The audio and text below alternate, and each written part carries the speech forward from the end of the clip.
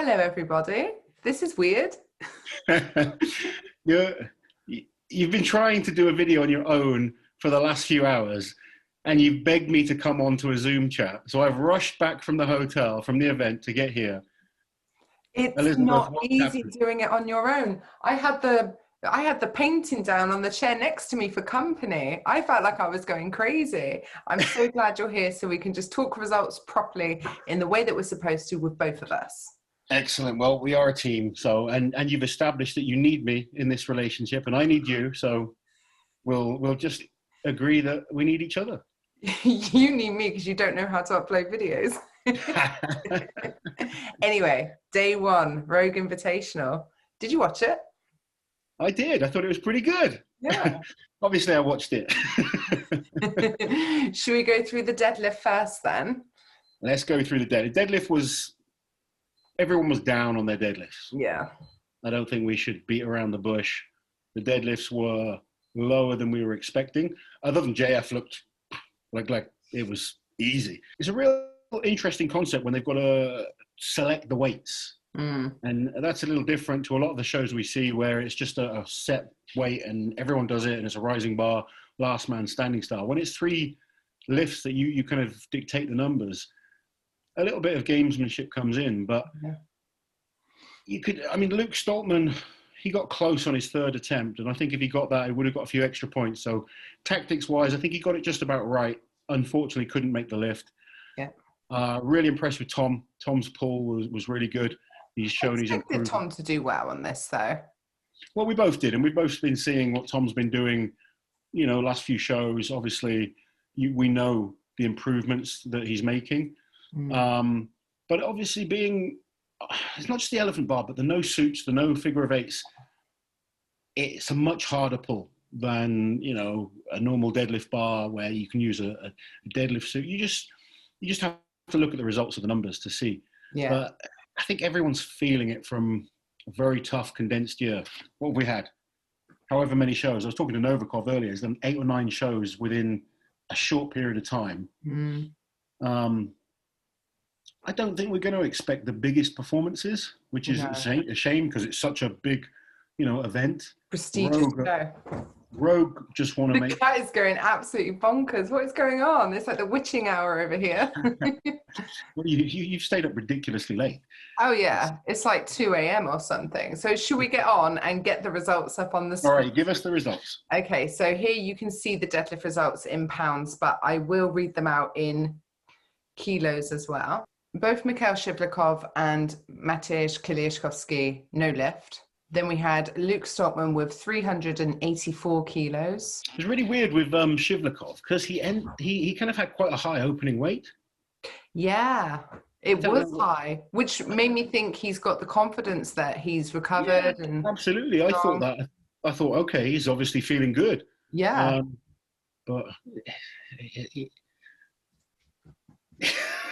it's a shame because we all know, we all love him. He's such a great character, but he just needs some time off, I think, to let his body finally recover fully. Yeah, he's never really fully recovered, is he? When he goes seeing the same with Jerry as well. I mean, Jerry did okay on the deadlift, but he's way down on his best. Oh, we know what Jerry's capable of on his day. He's one of the biggest deadlifters in the world.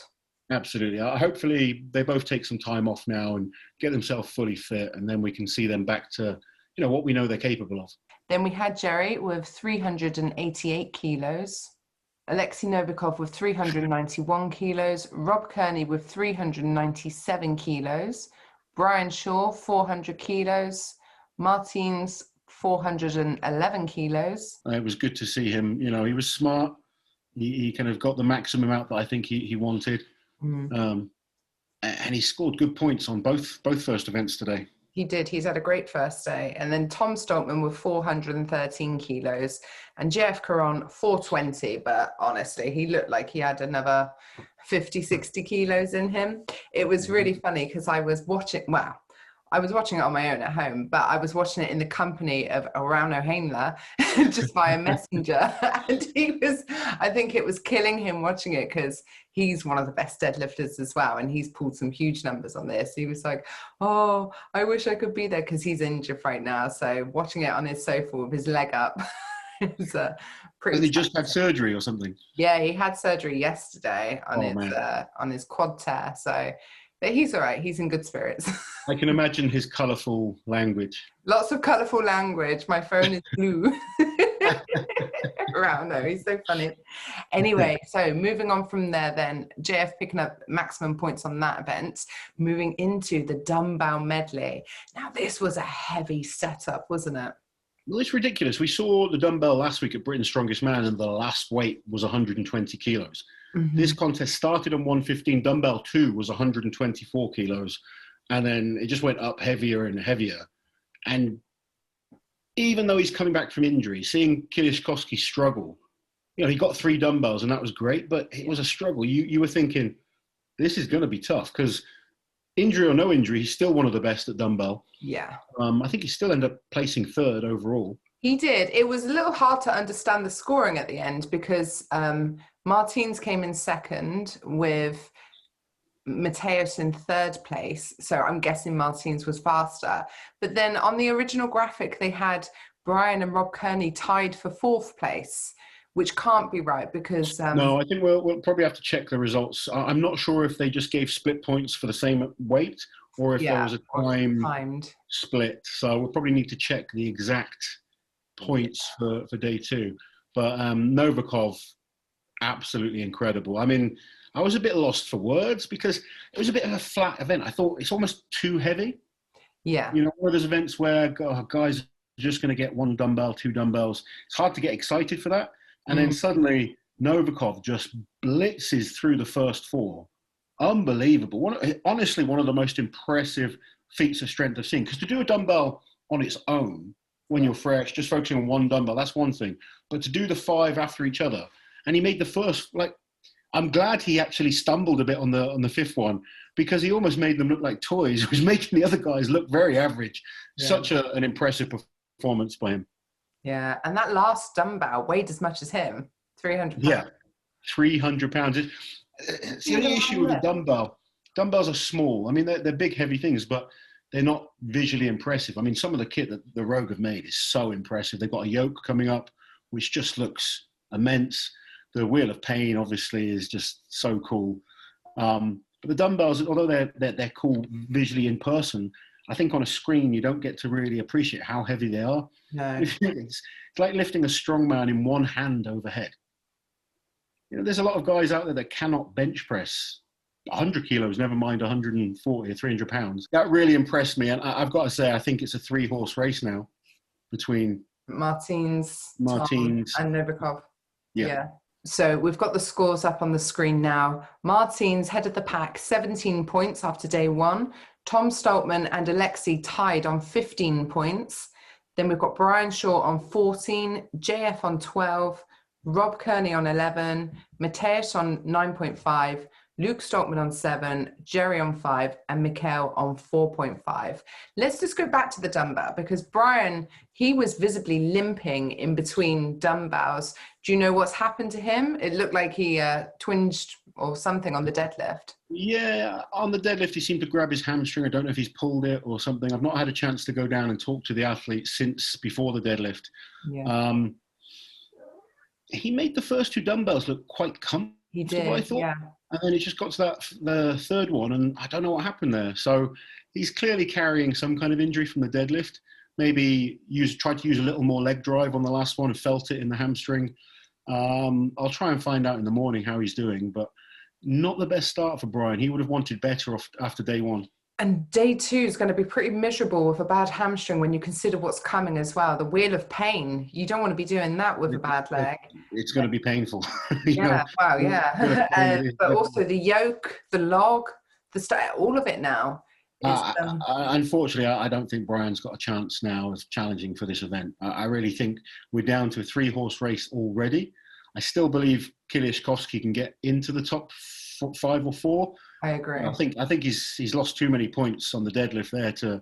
Yeah. The top 3 guys don't drop points.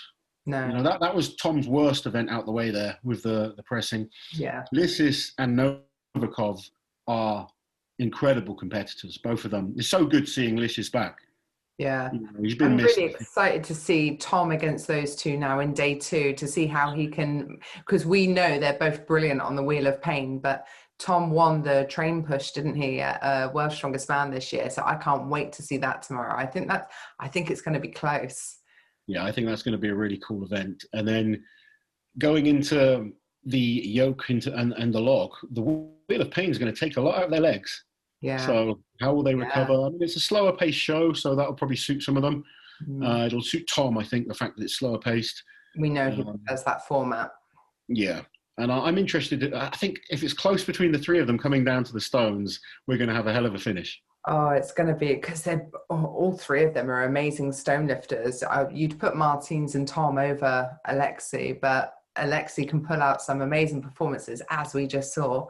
So, everything to play for tomorrow. Do you know off the top of your head the times for tomorrow's events?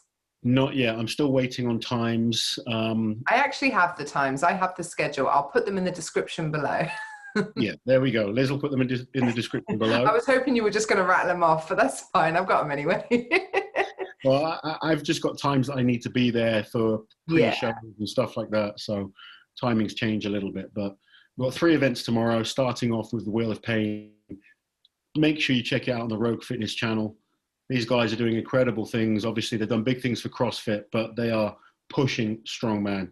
$130,000 for the winner of this event, nice. Which is almost double any other pro strongman show. So, they want to keep getting things bigger for the sport. So, go and support them, guys. Go and make sure you watch the live stream.